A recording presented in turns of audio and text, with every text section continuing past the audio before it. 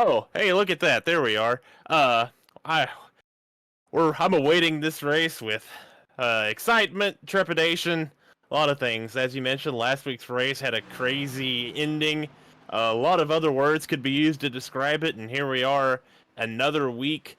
And from what we have seen so far in practice, and from what we've heard anecdotally from the drivers themselves, the track itself seems to be somewhat treacherous. So we could be in for a wild one to decide our champion this season.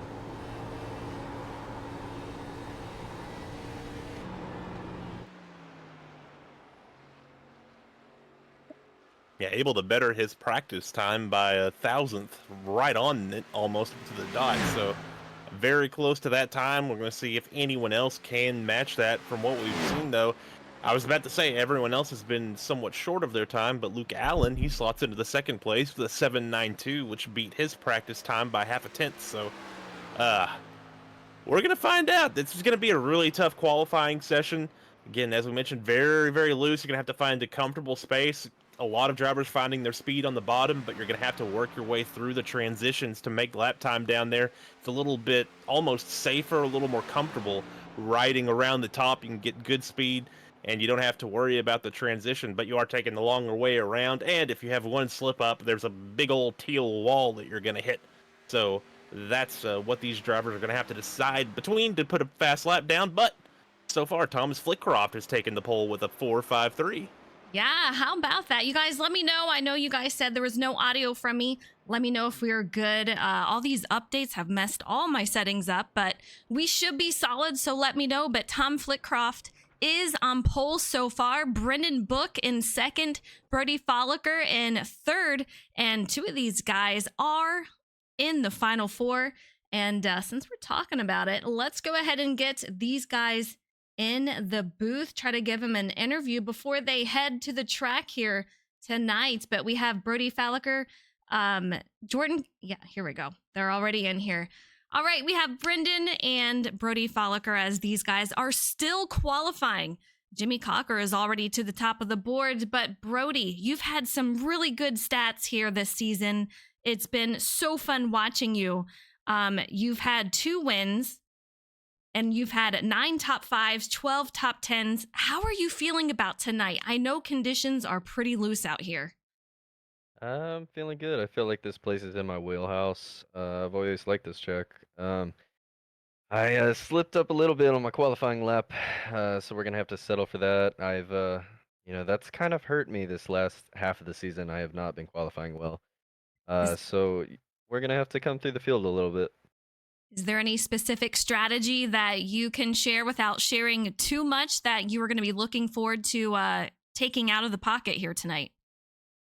No, just keeping the tires under you. You don't want to slip the tires too much. It's gonna be very uncomfortable. You wanna have a car feel like it's planted to the ground. Absolutely. I agree with you. And it's very loose out here tonight. So I wish you a ton of luck going into the race here. I hope a clean one. And I expect a really fun battle. And lots of luck to you out there, Brody. Thank you, and good luck to the other 3 drivers that are competing for the championship. All right. There you have it from Brody. Next up, we're going to have Brendan Book. And he is one of the final 4 out here also. He's had some great stats himself. He's had a win out here, 4 top fives and 10 top tens. Brendan, I know you haven't put a ton of time into practicing out here. So how are you feeling as you already have a qualifying effort of a top 5? Yeah, I mean, I'm feeling pretty good, I think. I didn't want to put too many laps in, because the track conditions usually are never the same. So I figured I'd just try to figure out in the race. That's kind of what I've been doing this season in stage 1 and 2. And then, I'm usually there at the end. Just gotta, finish some of these races out. I feel like I've definitely ran better than where I've finished. But we're just gonna go have some fun, give my best effort, and yeah.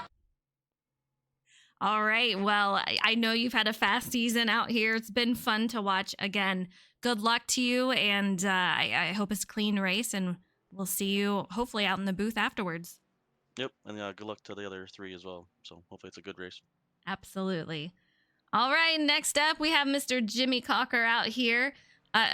Another great season. It's just been absolutely insane how close you guys are. You have a win, 8 top fives, and 10 top tens. So take us through how are you feeling tonight, Jimmy? Feeling pretty good. Me and teammate Brody, we got a lot of practice in night before, and I think we've got this thing dialed in to a point where we're gonna be good at the right time. That's really been the big point of emphasis for us, is to just make sure don't be fast at the very beginning and be slow at the very end. We're gonna go through a lot of changes in the racetrack, a lot of changes throughout the race, and we just want to be on the right end of things. Absolutely. I feel like, you can kind of hang back at the start, but man, when it comes down to the finish, you really have to be up there, keep that car clean the entire race. So it's definitely something all these drivers will have to worry about. So, Jimmy, I wish you a ton of luck out there. And yeah, hopefully, again, we'll see you in the booth and it'll be a clean race for you. For sure. Good luck to the rest of the Champ 4. Hopefully we put on a good show. All right. Last but not least, we have Justin Anasagak. I'll tell you what, he's got some impressive stats here. The most win, the most top fives, and the most top tens. He's got 3 wins, 10 top fives, and 13 top tens. I spoke to you before the race, before practice, everything, and you were sounding extremely confident about tonight. Qualifying is over. How are you feeling? Anything changed? Yeah, a little bit. I didn't expect it to have that much grip in the track, but of course, when it goes into the night, we're just gonna have more grip. So hopefully, tire wear isn't that much of a problem tonight. I don't think it really was, unless you're running the high side. I kind of experimented on 25 lap runs, so I kind of have a feeling of what's gonna happen tonight. So just gonna have some fun out there. All right. Well, I know warm-up is coming to a close, so I just wish you a ton of luck out here. And just what a terrific season by everyone. This is your first full season with us, so it's been very impressive to see what you were able to do out there. So a lot of luck to you out there tonight, Justin. Yeah, thank you. And hopefully the chat enjoys it tonight. All right. There you have it from Justin Anasagak, and this is a pretty beefy field up for these final 4 drivers there, Jordan. Do you have any guesses as to who might take the championship home tonight? Well, I think based on what we have seen, the driver who's had the most consistent speed all season long has been Justin Anasagak. The first half of the season, he had trouble finishing races, and we've seen him get off strategy a few times, but the last handful of weeks, he has done a really nice job of finishing up front, finishing where he has been running. So I think that might be your safest money, if there is safe money to be had, but I would also look toward Brody Falliker, another driver who's really good at managing his stuff, and this is going to be a racetrack where you're really going to have to manage your car, your tires, all of that. I think those 2 are probably your top 2.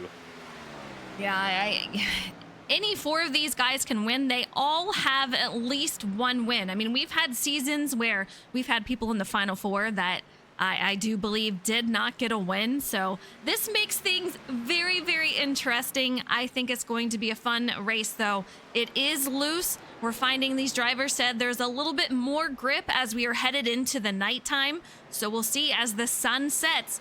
Will that grip increase, or will we run into a little bit of trouble? But warm-up is quickly coming to a close, and we're going to have to start this grid. And after that, we're going to have to take a look at the track analysis once we get started. But man, oh man, 150 laps tonight here at Homestead Miami Speedway. And these guys are getting ready to grid up. So let's go ahead and bring it out here as we get ready. From what I'm seeing, it's going to be Connor Cunningham on pole with a 33.315. Fantastic effort for him tonight. Jimmy Cocker will be on his outside, and he is one of the 4 final playoff drivers here going for a championship. Row 2 is going to be Justin Anasagak in that 4 car with Tom Flitcroft on his outside. And in row 3 is going to be Brendan Book right next to Brody Falliker in that 42 car. Row 4 is going to be Luke Allen in the 7 with Joseph Turley in that 97. And in row 5 is going to be Matthew Opliger next to Chris Karch on his outside in that 40 machine. Yeah, row 6 is going to be Jarrett Cardwell and Matthew Gale. Row 7, Jose Ruiz with Dylan C. Robb alongside him. Forrest Smith will start 15th alongside Joseph Berg in 16th. The last driver to put a time down was John Honeycutt in 17th. With Francis Hamilton, a driver who has been qualifying really well and had a lot of speed, had an unfortunate exit to the playoffs last week. He is in 18th. Andrew Sanford and Philip Bridgman make up row 10. And in 21st is going to be Mike Campbell Jr. in that 71 machine for Papa Bear Racing. 22nd is going to be Kevin Dallator in the 92. With kind of surprising here, last but certainly not least, Jonathan Jurgensmeyer going to be rounding out the field, P23. Yeah, it doesn't seem to be out here right now. So 22 drivers at the moment looking like they're going to take the green flag. All right, Connor Cunningham, he's had quite a qualifying effort lately, so great job for him. Just an increase in speed from him in these last several races. Really, really fun to watch, but our final 4 drivers all within the top 6. So extremely close, and I have a feeling these guys are gonna want to stay up towards the front and keep their machine out of trouble, especially with the updates from iRacing and what that means for the damage model. Yeah, and also for these restarts where they're going to be on cold tires when the car is going to be its most treacherous. We've mentioned it has been treacherous handling so far. We'll see what they've got as they go green. Here we go. We have Connor Cunningham on that inside doing a fantastic job. Jimmy Cocker on the outside, Justin on his inside. 2 by 2 all the way through. These guys just trying to get the grip under their tires.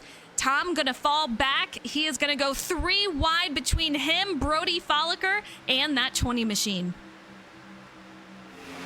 Gallagher bails out a little too early to be in that position here on lap 1. Meanwhile, Connor Cunningham still is able to maintain the lead outside, out in front of Jimmy Cocker. Jimmy Cocker tries to look to his outside, not able to complete that pass. Cunningham will lead lap 1. He will lead lap 1 in a single file line for the top 4 drivers, and then it gets a little crazy after that. You have Matthew Upliger. He is out there on that high side in that 20 machine, and we already have a sunset forming here. It is looking great. Hopefully a little bit more grip than what these drivers expected as they head into the next corner. Yeah, Matthew Upliger started the race in 9th, already working on 4th place, so an excellent start to this race for him. He's still on the outside of Brendan Book, trying to work his way forward. He's able to complete that pass at the start-finish line. He will head down into 1 and 4th place. Take a look. I'm going to go through 9th on. We're going to have Chris Karch in 9th with Joseph Turley in 10th. Dylan C. Robb is going to be 11th, and these guys are starting to form a single file line. We're going to have Jose Ruiz. He's on that inside. Meanwhile, you have Joe Berg to his outside.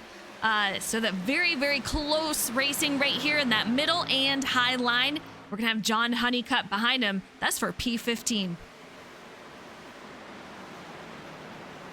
Upliger now side by side with Falliker for 5th, for 4th place. Falliker's been able to get around Book, now working on Upliger to try to work his way back forward. Cunningham and Cocker have put a little bit of a gap on the remainder of the field, but the battle for 3rd is on. Yeah, they are definitely starting to get away. A little slip from Connor there. Looks like he got a little loose onto that bottom apron, perhaps. Man, but they are still moving, but Jimmy quickly going to take over the lead. He is one of the final 4. If he can stay out there, stay out of trouble, good news for him, but it is only lap 5 of 150. A ton of racing left, and Jordan, we have not talked about the track analysis tonight, so let's see if we can go ahead and get that in. Homestead, it's going to be 150 laps. We already brought that up. No fast repair. Stages, this first stage will be 35 laps long. Stage 2 will be another 35 laps with 80 laps for the final stage.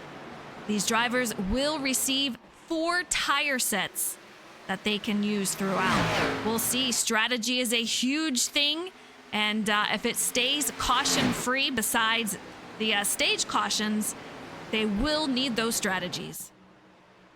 A little bit of housekeeping here. At the same time that Connor Cunningham had gotten loose, Joseph Turley had also gotten loose. He fell toward the back of this pack. Another driver who had an unfortunate start to this race about a lap before was the 48 of Francis Hamilton in the middle of 3 wide. The driver on top came down onto him. He got loose up into the wall. He is on pit road, been on pit road, fixing that machine. So an unfortunate start for him. Man, just a tough break for him. I mean, so incredibly fast during practice. And another driver that has improved immensely. So incredibly fun to watch. But Connor Cunningham brings it back up into Jimmy Cocker right in front of him. He's going to take over that lead. Jimmy Cocker falls to 2nd. Connor is your new leader.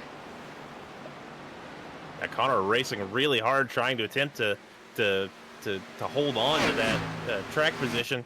He won earlier at 1.5 miles. That race was on fuel mileage. That win was fuel mileage, but he still has shown a ton of speed recently, and right now trying to flex a little muscle as he's been able to pull out to about a 2-car length lead on one of our playoff drivers. Possibly a little bit of contact between Jimmy and that wall as he was making his way around the corner. Not sure it's going to affect him too much at the moment, but we're going to have to keep our eye on it. That's one of the things you got to watch out for as you ride towards the wall. It's so easy to have it go up into it, and once you do that, damage is definitely possible.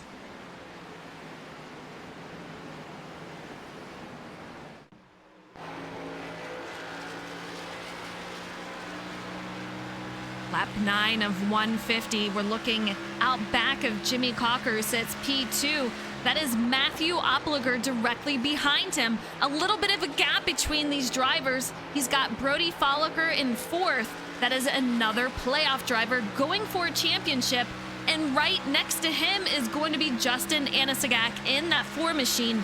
Another Final Four driver. Speaking of our playoff 4 drivers, one that has fallen back to the field is Brennan Book, back to the 16th spot after starting 5th. And I remember hearing that a potential strategy was to save a tire set, that since the stages do not matter too much for our Final Four, that he might take it real easy in stage 1 and then try to use those tires again in stage 2 to try to save himself a set for any potential late race cautions that might happen toward the end of this race.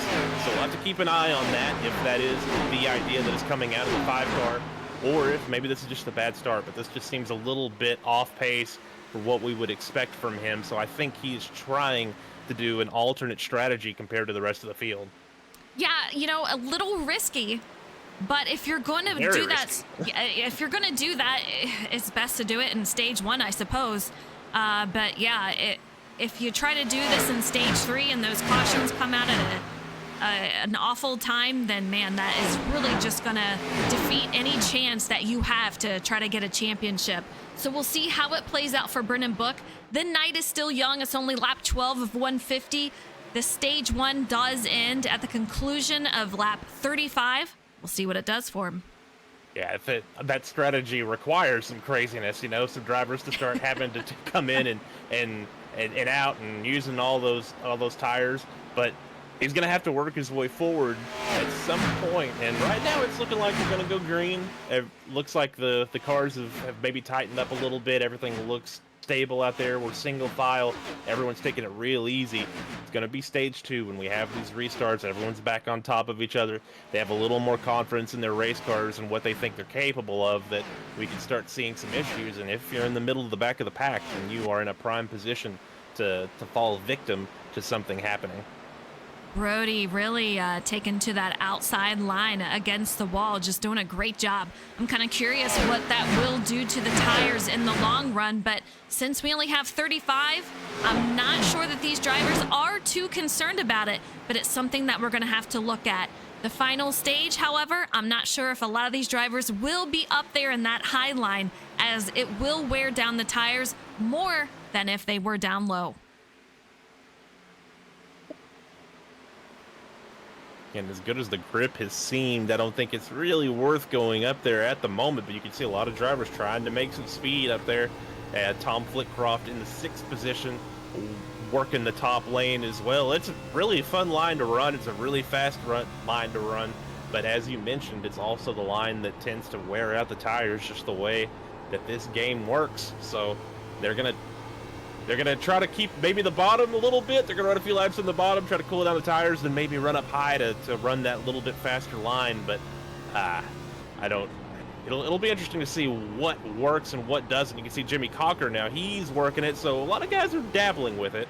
They're just trying to see how it feels at the moment, if they can make some speed up there. But it also looks like Connor Cunningham is pulling away, so that might be a little bit more desperation as much as it is attempting to experiment. You know, I'm kind of curious if for him, he's not going for a championship. I mean, he's just out here having fun, so he can afford to be a little riskier and see what he can get away with. So I'm all for it. If you want to have some fun, is not hurting anyone else. But yeah, I'm thinking that, you know, we'll see him start to fall back later on in this stage. I mean, we're coming up to lap 20 soon enough. So we'll see what happens here. Yeah, Cunningham a little bit loose off of turn 2. Might have been pushed loose. So he really cut the wheel coming off of turn 2, but still able to hold on to some good speed. But our top 5 still nice and formed up. They've got a little bit of a gap to the rest of the field, but a nice gap between each of them. Not sure where the closest battle on the racetrack is. Let's see. Oh, there's a side-by-side battle for the 10th spot, as we have Forrest Smith and Matthew Gale working on each other for 11th, as Forrest Smith is in the wall. Still side by side as he did get into the wall. He's going to lose that spot. Forrest Smith goes into 12th. Matthew Gale on 11th. And I'll tell you what, everyone has known Matthew Gale for that Cookie Monster scheme. The 16, that is Dylan C. Robb, a great paint scheme. He's going to go side by side with Forrest there. So we'll see how that turns out. But Honeycutt still behind these drivers, taking a look. You have his FTR teammate, Jose Ruiz, behind. But man, Jordan, I'm a little nervous. Brendan Book has fallen back to 21st. I've watched him lose 5 spots just since we last heard from you. Yeah, that obviously seems to be the strategy. As long as you don't lose a lap, it's fine. As long as you save enough tire here that you can maintain pace enough that you don't lose a lap on the next stage, then that works out. It's exactly what you wanted it to be. But it's a very risky strategy because it's going to put you in the back. But another risky strategy is 3 wide on corner exit, and we see that is Forrest Smith, Jose Ruiz, and Andrew Sanford battling hard up here. And we saw Dylan C. Robb a minute ago. He was in the wall, so these guys racing hard, about 10th on back. You know, Forrest Smith is not one to shy out of going side by side or even 4 wide or making some risky moves. So I'm kind of not surprised that he's still having fun out here in this finale race. But he is currently directly in front of Jose Ruiz and side by side with Andrew Sanford. That's going to clean out to just single file here. Man, very, very close as he brings it down low, but they're still going. Yeah, Rob bounces it off the wall again. He's really trying to run the high line, but getting into turn 1 just a little bit deep. Oh, him and Honeycutt come together. Honeycutt able to save it. Is he going to save it? He's still gathering it up. Wow. He is able to hold on to that. An excellent job from him. Not really sure what happened. Looked like Rob might have came down into him, but going to have to look at that one more time. Yeah, let's see if we can get a replay on that and find out what exactly happened here. See Really him tough. on the low side, Dylan on the high side, and I just think, I don't know that Honeycutt knew that he was up there maybe. I'm not really sure, but made contact and it shot him way down below the track surface here. Fortunately, he gets it gathered back up. Yeah, maybe Rob had a somewhat shallow exit. I think Honeycutt might have been expecting him to be a little bit higher, those two coming together. But again, that was an excellent save out of the FTR driver. All right, I see you guys in the audience. Thank you so much for tuning in. I appreciate it. Jordan does, and I know these drivers absolutely love the support. Now, the question is, who are you rooting for? Let us know in chat. Who's your driver? Who do you want to see win the championship? And from any of these drivers, Jordan, we're going to have a new championship winner out here. So that's exciting within itself. I'm excited to see who will be able to get it done tonight, but man, it's going to be close. We have 2, 3, and 4, all final 4 drivers, and then Brendan on his own strategy. We'll see how it works out. I would be extremely nervous being Brendan out there. Yeah, I don't know. I guess we'll find out. That's how that works. I mean, we're gonna need if we go green at stage 3, then he's cooked. I mean, that's just the way it is. But we'll see. I mean, we were expecting some craziness based on what we saw in practice. How difficult these drivers were. It was for these drivers to make lap time without losing the rear end of their car. I don't know. I'm very shocked that we have gone this far without any real major incident. Yeah, I don't want to jinx it, Jordan. Let's not jinx it. Lap 25 of 150, still a ton of racing left. But stage 1 will end at the conclusion of lap 35. And then we'll see some of these drivers go in. We'll find out what they choose to do. But man, I'm heartbroken for Francis. Not a great way to end the season. But we'll see if he can make his way back out. But this new damage model, with expecting more caution tonight with how loose it is, we were expecting this new damage model to absolutely take out some of these cars where they couldn't even finish the race. Looks like that might be the issue with the 48. Went to him and his car was smoldering down there, so not really sure if maybe that engine has let go or if it's still just a lot of work being done to that 48 machine. But again, it performed so well in these playoffs, and then was on the short end of the stick in last week's craziness when he was 2 laps away from having a shot to advance to this final 4. And for the race to pan out like it is, has to be salt in the wound, but still has performed admirably these past few weeks and has nothing to be disappointed in. But meanwhile, the driver that I have been impressed with has been this 3-car of Connor Cunningham. He has maintained the lead over the rest of the field. He has put down some great laps. His car seems to be maintaining itself really well. And we're coming close to the end of the stage here, and he is still holding off these playoff drivers. We sure are. I mean, man, he's doing a phenomenal job out there, really taken to that down low side. And Jimmy Cocker, I'm on board with him. He's on that high side, trying to get everything he can. And you can see just how loose he is getting up here, coming very close to the wall. And as I say that, he makes contact with the wall, is able to bring it back off of it. But man, we're going to have to watch that moving forward. But coming up to lap 30 of 150, and Maddie says rooting for Folliker, but I'll be happy for whoever wins. It's been a great season. A wild, great season, and I can't believe this is the finale here. It's kind of wild. Yep. All good things must come to an end, and so too must the shake and bake season. But still, this is a great battle for the 3rd position between Brody Falliker and Justin Anasagak, who is doing everything he can to try to work the bottom. It's still a little too early for him to be hyper aggressive. I think he's trying to be smart at the moment. I think if he gets an opportunity to pull a slide job later in the race, he will do so. But right now, trying to make a more natural pass around to the 42 of Falliker, and Falliker, I think, had to let go and let him by. Now he's going to pull the crossover, see if he can get clear of Anasagak going into turn 1. Doesn't look like he's going to be able to do so, so I think the 4 is going to have position here on corner exit. I say that, and the 48 almost slides up, not able to do so. I believe the 4 is going to be able to make this pass and move into the 3rd position when they get off of turn 4. Tell you what, these drivers having a heck of a battle out here, just switching positions. One turn we have Brody going up high, the next turn we have Justin going up high, and they are still too wide.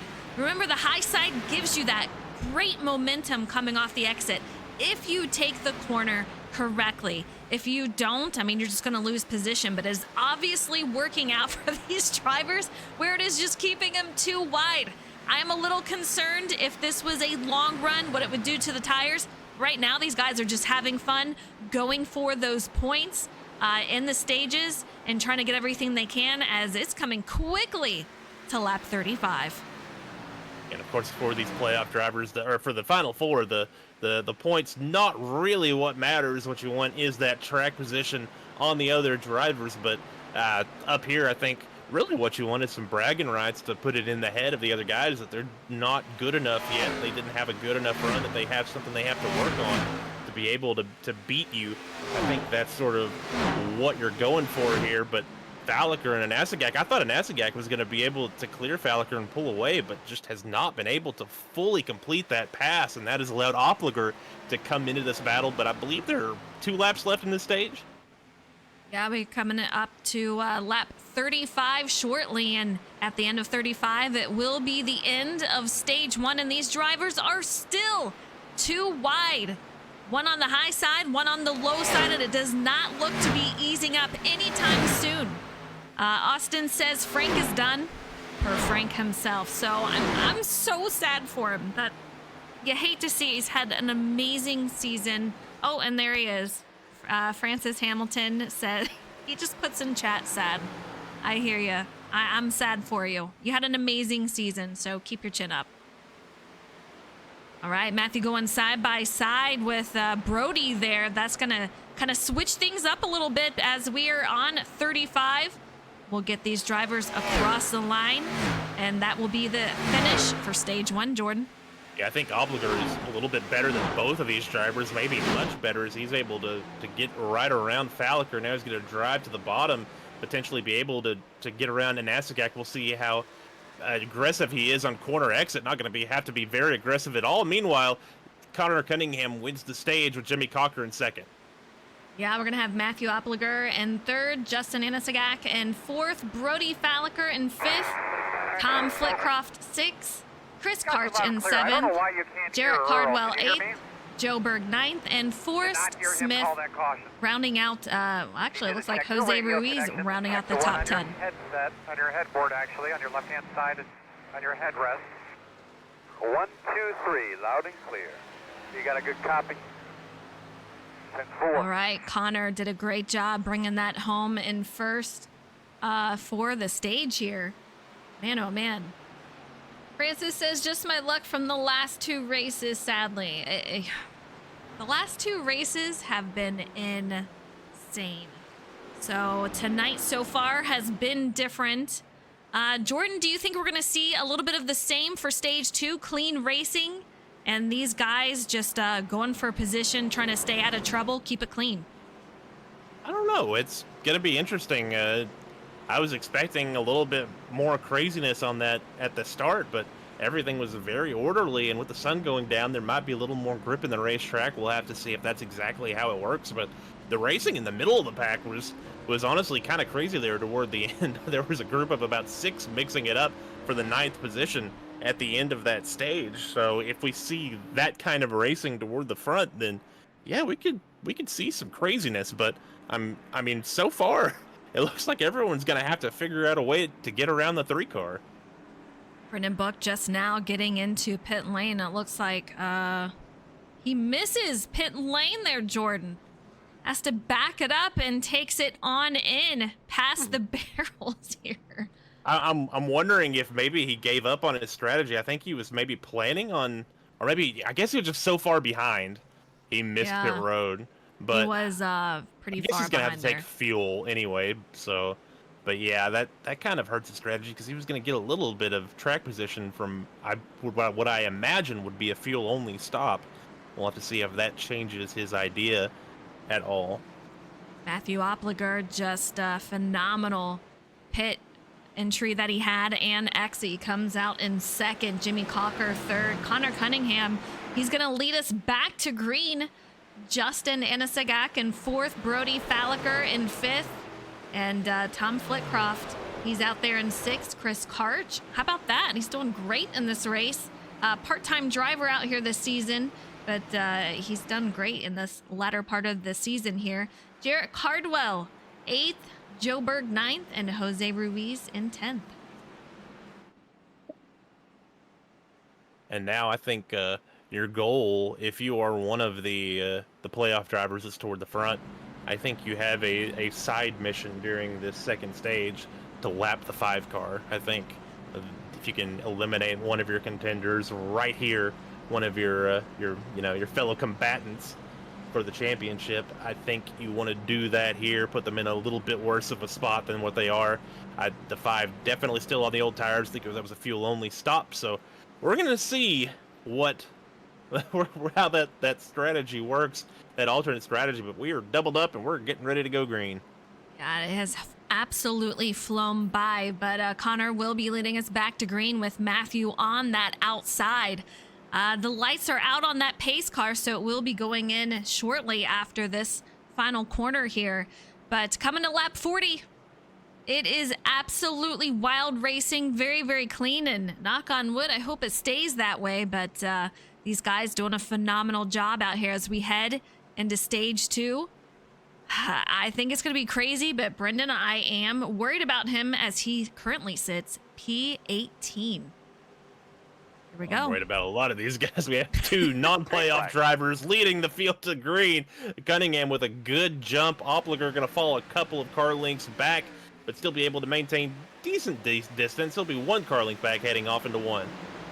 We're going to have Justin Anasagak and Jimmy Cocker going side by side. Another Final 4 driver is going to be Brody Falliker sitting 5th. So 3rd, 4th, and 5th, all playoff drivers, and these drivers are fanning out, Jordan. Yeah, fanning out in the back. Not sure if that's just aggression or maybe somebody got loose back there. But either way, oh, you can see the mellow yellow machine in the very back getting really loose, able to hold on to it. That's a tense moment for the 5 car as he was right there around him. But meanwhile at the front, our 2 leaders still out of the field, but it's side by side for the 3rd position. Craziness going on around 11th and 12th. These drivers just all over each other. Matthew Gale is going to go side by side with Luke Allen. Forrest Smith directly behind Brendan Book. In this next pack, he's got Philip Bridgman behind him. We're losing Connor Cunningham. He's going to maybe save it. He keeps it off of the barrels, hits a little bit of a bump. He was on the outside of the 20, tried to keep the pedal down to get the momentum off the corner, was not able to do so. Loses it, but is able to save it. But after leading almost the entirety of stage 1, Connor Cunningham is all the way back into around the 17th position. Man, so tough. I mean, he's had a fantastic race so far, but he is down an 18th spot, 16 spots from where he started. So not what he wants to see, but he gathered it back up. Great job for him as he tries to make his way back through the field. Meanwhile, Matthew Opliger, he is leading the field up 8 spots from where he started. He's got Jimmy Cocker directly behind, and I don't know how close it was. Jordan, you saw it, and I did not, but man, I'm kind of curious how close he was to the rest of these drivers as he was losing control there. They had enough of a gap on Cocker. It wasn't insanely close, but it was close enough that he could have maybe gotten the right rear of Opliger, who's had an excellent start to this race. He was able to work his way up really quickly to about the 4th position, and then just kind of rode there. He was able to flex a little muscle on the final lap and make passes on 2 drivers to finish 3rd in the stage. And again, in a great pit stop, was able to move up into the 2nd spot. Now he is, after taking the lead, fallen back into that 2nd spot. But I think he has the kind of race pace that you're looking for out of someone that you would consider to be a race-winning contender. As he is under fire, though, from the 4 of Justin Anasagak for that 2nd spot as Jimmy Cocker continues to lead. Absolute power move by Justin Anasagak as he just drives it down low, sends it in that corner. He's going to go side by side with Jimmy Cocker. Both these drivers, playoff drivers, and you can see Jimmy Cocker doing a little bit of protecting of his spot that he's in as the leader. Very, very close racing out here, but I think these drivers are having some fun. Yeah, it's much more aggressive this time around. We've seen a lot of 3 wide, a lot of sweeping from down the elevator from the top to the bottom, going down the straightaways into the corners. So definitely the aggression has picked up a little bit. I think we still have another level to get to here once we get to stage 3, but you can tell these drivers starting to see the big picture, starting to see the championship in front of them, and they're working hard to try to get to it.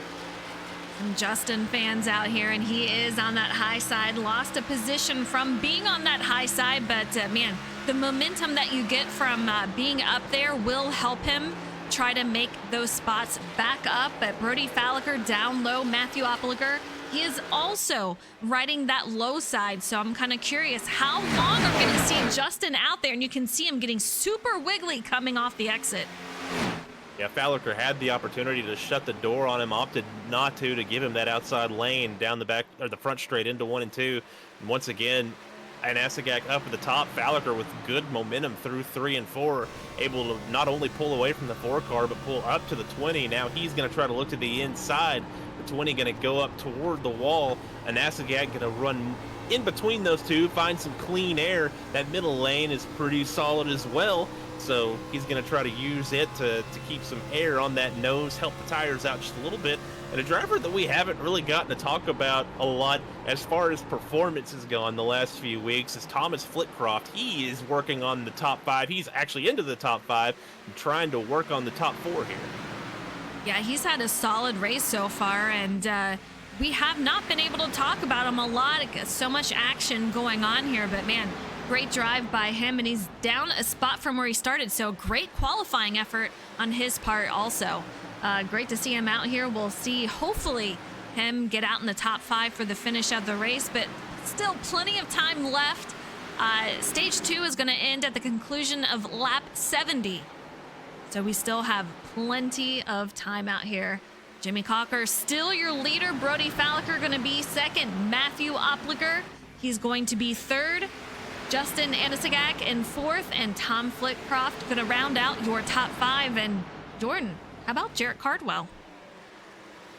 Yeah, both Fluffball Motorsports cars running very well, with Cardwell in 6th and Karch directly behind him in 7th. A little bit of a gap, shouldn't say directly behind, but he is the next place car in 7th, with Joseph Berg with a strong run in 8th and John Honeycutt in 9th with Jose Ruiz behind him. So some really good racing. Honeycutt and Ruiz, a couple of FTR drivers. FTR has had a tough season. I've gotten to experience that firsthand, and so these guys looking for a strong finish to close out the season, get something positive to go into next year, and make the boss lady happy. That's what I like to hear. We'll see. But yeah, these guys, FTR is just outside of that top 12 playoffs. They are still competing for points out here, and point standings are extremely close. But they've done a phenomenal job. Just heartbroken for FTR that they weren't able to get in the playoffs, because it's just the luck this year has not been there. But Andrew Sanford out here in 11th. Connor Cunningham, we saw an incident with him earlier. He is in 12th. Forrest Smith 13th. Luke Allen 14th. Matthew Gale in that 67, he's going to be 15th. Philip Bridgman, he is up 4 spots to 16th. Mike Papa Bear Campbell, he's up to 17th, up 4 spots. And Brendan Book still out there, 18th, down 13 spots on his own strategy. He is a Final 4 driver, still going with that strategy, Jordan. Yeah, and I think it's going to work out for him to stay on the lead lap. I don't think that's going to be any sort of issue for him at this point. And honestly, he's been able to maintain some decent speed ahead of Kevin Dallator and Joseph Curley in the 92 and 97. But still, that's going to be a lot of track position he's going to have to figure out a way to make up in that final stage. And not going to be a lot of time to do it, especially if the race continues to go green like it is at this moment. But you mentioned Connor Cunningham. That's actually a very impressive bounce back up to the 11th position after falling all the way back to 18th after that slide. So trying to work his way forward and stop the bleeding and get himself into a position where he can get back up toward the lead once we get down to the final stage.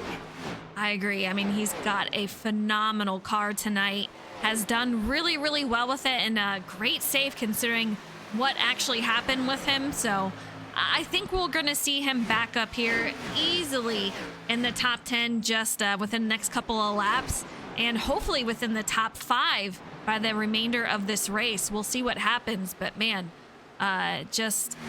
he's one of those drivers where the improvement from him is so fun to watch. Battle for third continues to rage on. Opliger trying to work over, and Asagak, who continues to work that high line. Thomas Flickoff following Opliger through 3 and 4 on the bottom lane. Those 4 now with Cardwell joining the battle. They spread out. Opliger and Cardwell on the bottom with Anasagak and Flitcroft at the top. It looks like a high-speed pace lap as they head off of turn 2. Single file line, Jose Ruiz, you see him. He's out here 2 wide to see if I can get on board with him. He's going in a battle with Connor Cunningham, who is on that high side. So a lot of these drivers, it seems like to make the pass, they are trying to take that high side. That's going to block these guys from getting in front of them as they take it down low. But Jose going to tuck in behind Connor, and Connor going to be in the top 10. Yeah, Cunningham made a pretty aggressive, did a pretty aggressive move of blocking Jose's line coming off of turn 2 a lap ago, and Jose attempted the cross, almost got into his rear end, but the two managed to avoid contact, and ultimately Cunningham able to move into that position. And this is something he hasn't had to deal with all race, is dirty air. He led most of that first stage. We'll see how this car reacts, not having the clean air. tires are going to have to work a little more. We'll see if he has similar pace as the stage continues to wind down. But so far, he's been able to work his way back toward the front. Taking a look at these leaders, and Jimmy Cocker is half a second in front of his FIWB teammate Brody Folliker, who's sitting currently second. He has gained 4 spots from when he started, but Justin Anasagak, he is sitting third. Top 3 drivers are part of the Final 4. Very, very close race, and man, championship race, this is absolutely insane. Very, very intense, and it's your guess is as good as mine who we're gonna crown tonight.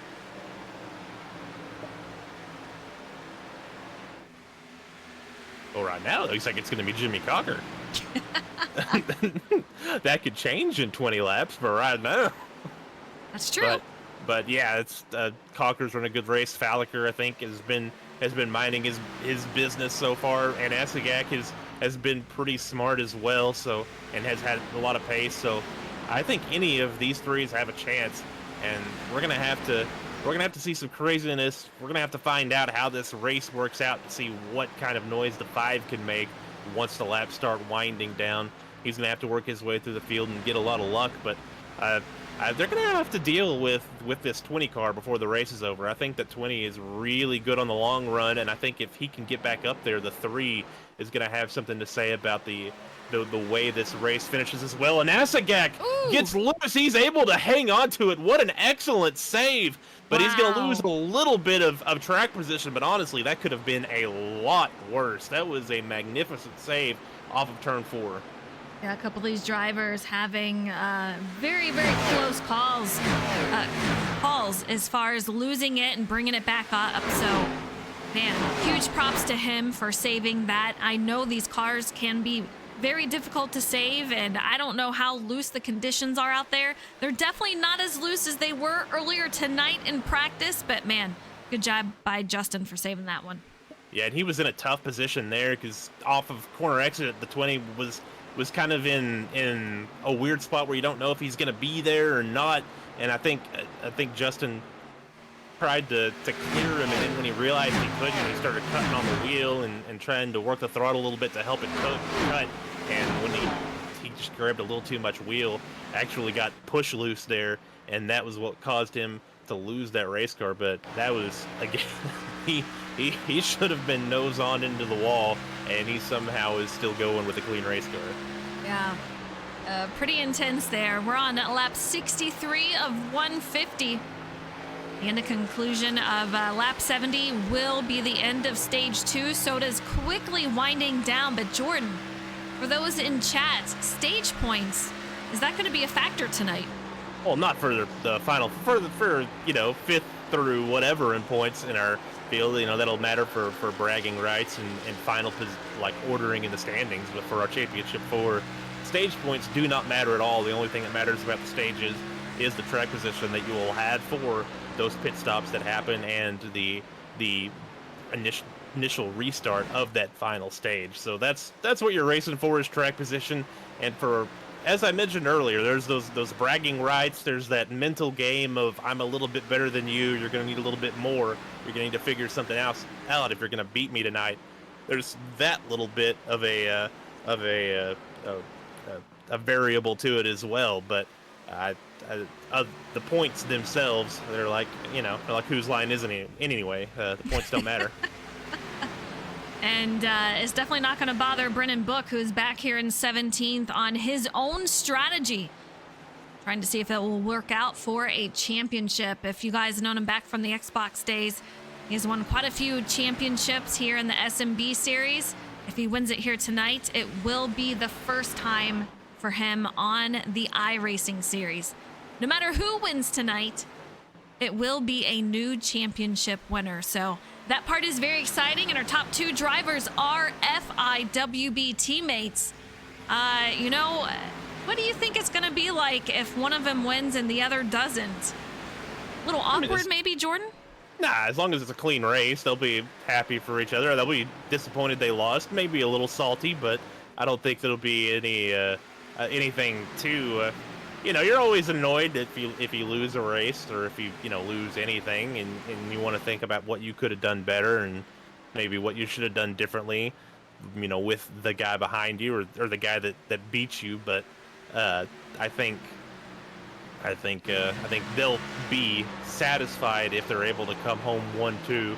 Obviously, they'll be happy if it's them with the championship. Absolutely. I agree. It's your teammate. You want the best. Of course, you want to win too, but it's not possible to get everyone home as a winner. I was already in their team chat before the race, and they said, don't be surprised if we have 8 drivers out here just burning it down with us if we do win. And I said, you know what? Bring it on. I think that's amazing. And these drivers are just so supportive of each other. I think it's great. So, yeah. I told him a lot of luck to him, and we'll see what happens here. But, man, Jimmy Cocker might have been a little bit into that wall as he makes his way around. But Brody Folliger, he is definitely caught up to his teammate. He is on his back bumper, Jordan. 68 of 150, and we're coming up to 70, which will be the conclusion of stage 2. Yeah, 2 to go in the stage, and if Cocker would have clipped the wall there, I think that's the worst thing that could have happened for the 42, because he wouldn't have had a whole lot of place to go except into his bumper. But Falliker definitely with a lot more pace right now. How aggressive is he going to be? He's been really smart the way he's raced. He's given a lot of room. He hadn't, made a lot of real defensive moves, but he is working on Cocker right now, and I think he does have the better race car. And meanwhile, behind them, 2 non-playoff drivers are Opliger and Flitcroft. Flitcroft having an excellent race here, as he has looked like one of the fastest cars on the racetrack. As we are coming to the end of this stage, he is trying to take away the 3rd position. Yeah, Matthew getting a nice run on that outside, but as you said, Tom Flitcroft just having a phenomenal run here tonight as we are on the final lap of stage 2. This race has just been so close, a lot of crazy battles, and very, very clean. And yes, you guys in the audience are right. That sky is absolutely gorgeous. And here we go around the final couple of corners into turn 4. Looks like we might have Jimmy Cocker out here taking the win for stage 2. But as Jordan says, for these final 4, that doesn't really matter. Just bragging rights. You got to bring it home a champion, which means you got to finish out before everyone else. Yeah, did my radio Yeah, sound but in bad both out stages, Cocker, I believe, has been the highest finishing of our playoff drivers. So that is definitely a feather in the cap, and that is a shot across the bow. That is a message sent. That is every sort of idiom you want to say there. Cocker has shown that he is here to play, and that 11 car is going to be tough to beat tonight for anyone that's wanting to win a championship. Sure is. He's got his teammate Brody not too far behind Matthew Opliger, which has just shown incredible speed, especially later on in the run. I feel like he saves a little bit and then brings out the speed towards the mid end of the run here. But Tom Flitcroft, great speed for him in 4th.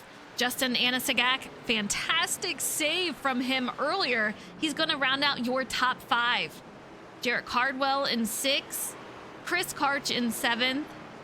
John Honeycutt, who we saw make some contact with another driver, went to the inside wall, saved it. He's out here in 8th. His teammate for FTR, Jose Ruiz, in 9th. And Joe Berg, he's going to round out your top 10. Our drivers hitting pit road, and it's kind of funny. I thought Falliker was going to be the fastest car there, and then Cocker kind of found an extra gear, almost like he heard me and decided he wanted to shut me up, that he was any bit slower than that 42 car.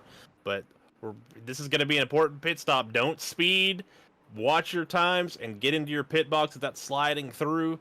We're going to see how these drivers are able to manage this pit cycle. Looks like so far everyone got in their pit lane fine. You see Brendan Book, he is out there. He just made it into his, so we'll see as these drivers come off of their box who is going to bring it out in first. And it looks like Matthew Opliger, he beats out Jimmy Cocker. So Matthew will lead us back to green in the field. Jimmy Cocker 2nd, Brody Folliker 3rd, Justin Anasagak in 4th, Tom Flitcroft 5th. And let's see, Brendan Book is going to be in 16th.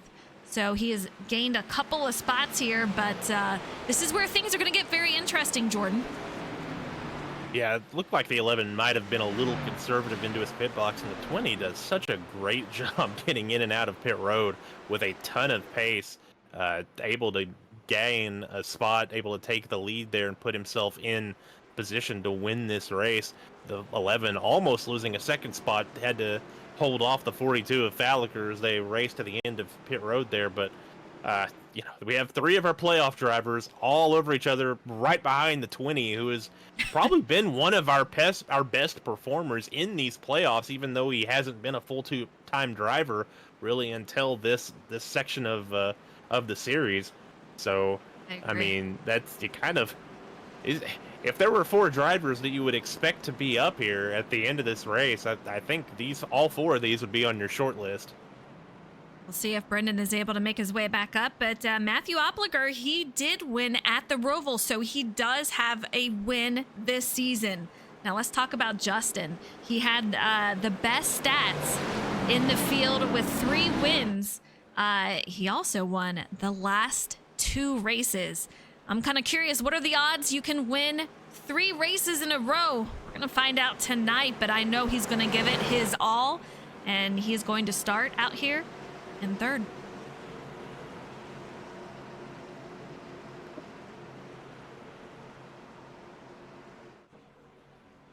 Guys lining up. You see Matthew taking that outside. Jimmy Cocker going to have the inside with his teammate directly behind. We'll see how this goes. This is going to be the final stage as we come to lap 75 of 150. This is where long run is extremely important. You got to take care of those tires, take care of that machine, but we're off and running. That 20 on the outside. Jimmy Cocker, a great start. He's going to be side by side with Justin, and he's going to have a car length in between him as Justin is in that middle line. The 12 gets loose into the wall. Is he going to be able to save it? He does. Great save by Jarrett Cardwell as he goes 3 wide, trying to gather it back up and get back up to speed. Yeah, an excellent job. A tense moment there for the 23 of 8. Jose Ruiz. Oh, no. 8 gets loose. He's in the wall. It's still green. He is not moving too much, but off he goes. It is still green. I don't know what the difference is, but man, going from cold tires, fresh tires, a couple of these drivers are having issues, Jordan. Yeah, the intensity's up. You're trying to race for everything you can. You can't afford to lose any sort of ground on these restarts, and you saw it with the 12 of Jarrett Cardwell, and then with the 8 with a hard hit into the outside. He was having such an excellent race. You hate to see that just gets in there a little deep, a little bit hard on the steering, a little maybe too much throttle on that bottom lane where there's the least amount of grip, and it just in a tough spot because he's trying to stay off of that car above him, and he has a car kind of behind him, just not a lot of room for error, and unfortunately he made one, and man, you hate to see it. Oh, there's a wreck. Huge contact. Yeah, I don't know that it's even going to bring out a caution here. Let's find out if we can. Tom Flitcroft way in the back. He's in 20th. It looks like Philip Bridgman is going to be involved.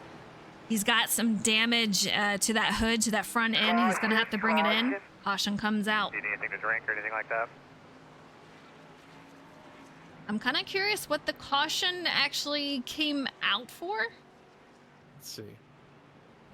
See if we can find it. Let's see, yeah, the 92. God, the 92 got loose and clipped the 9. Yeah, that's a ton of damage. And then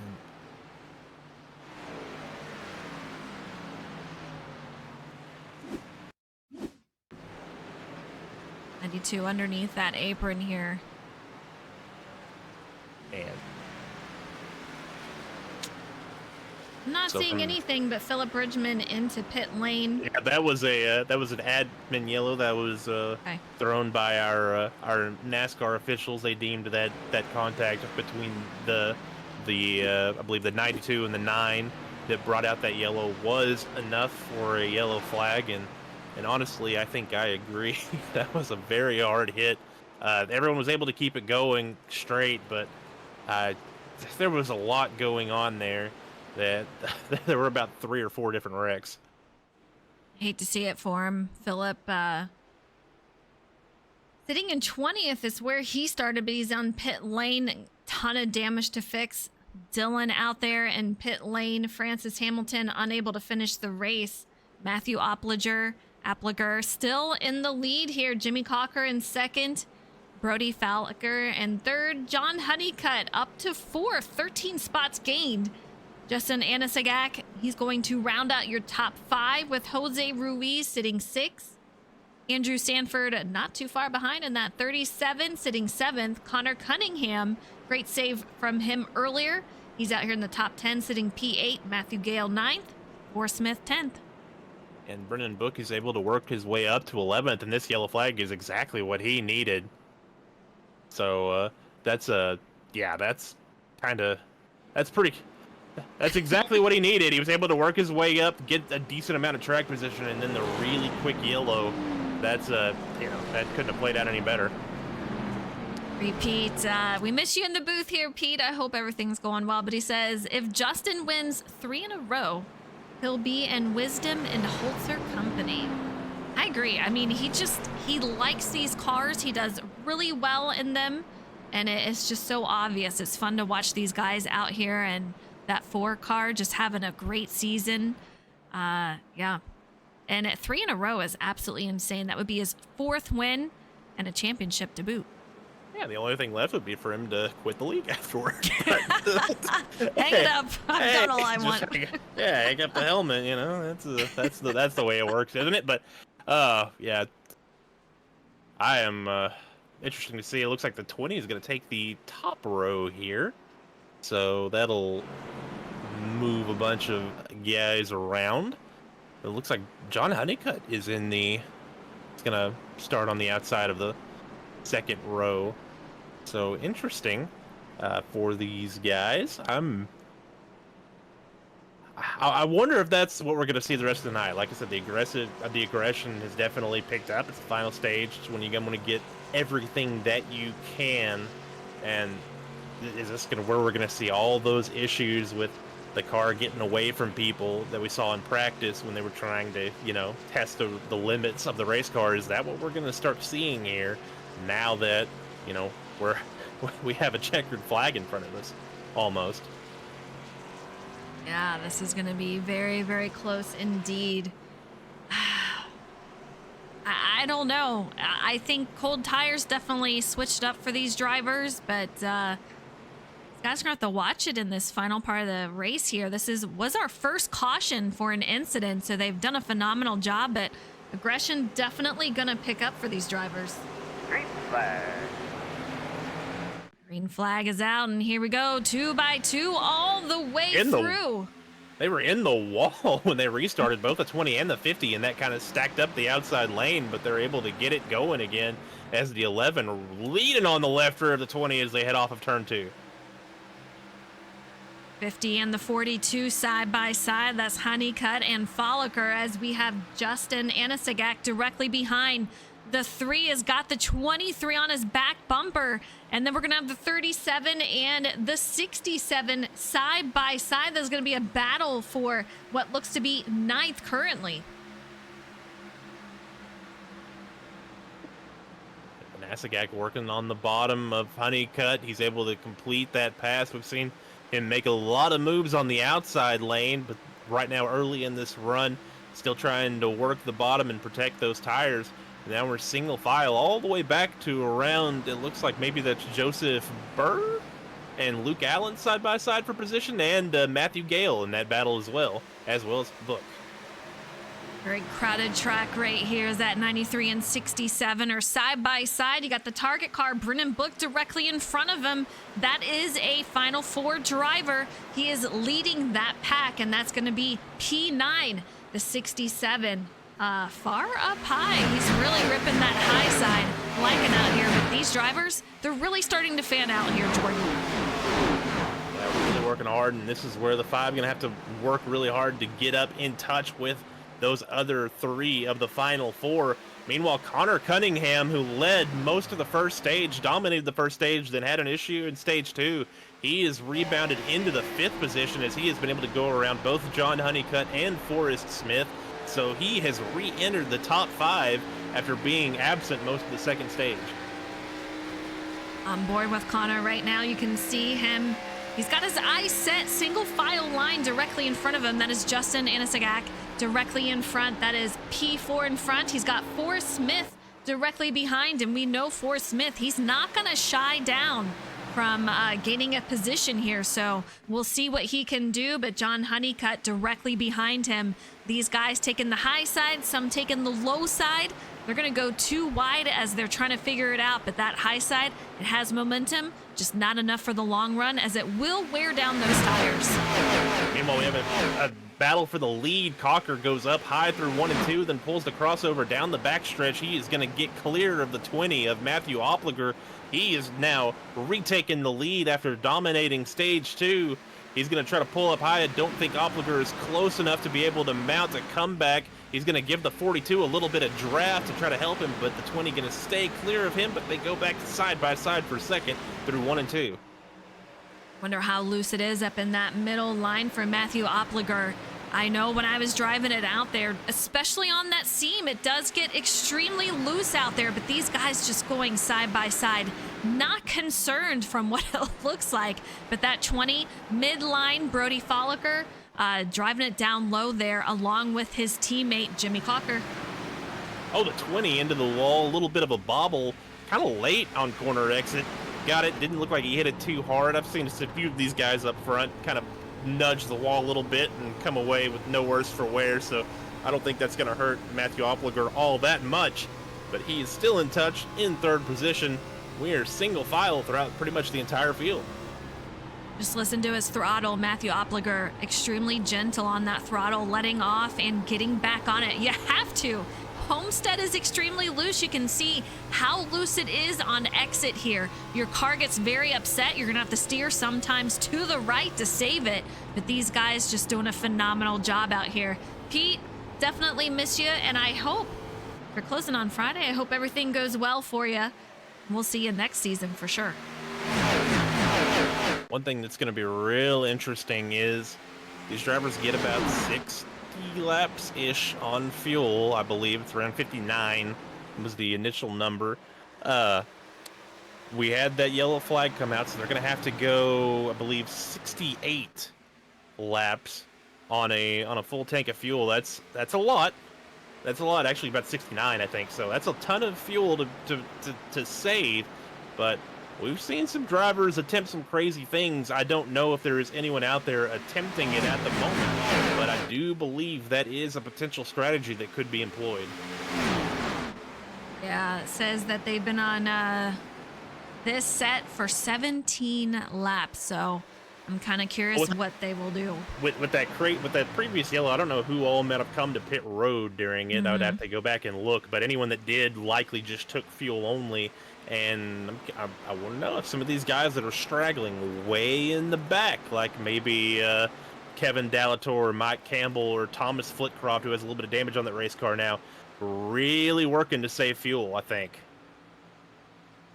Gonna find out. Brendan Book, one of the final four, he's sitting P9, definitely benefited from that caution coming out. He's going side by side with Jose Ruiz, going up to that 8th position as he gets out in front of him. He's going to be working next on John Honeycutt, who you can see up ahead just a little bit.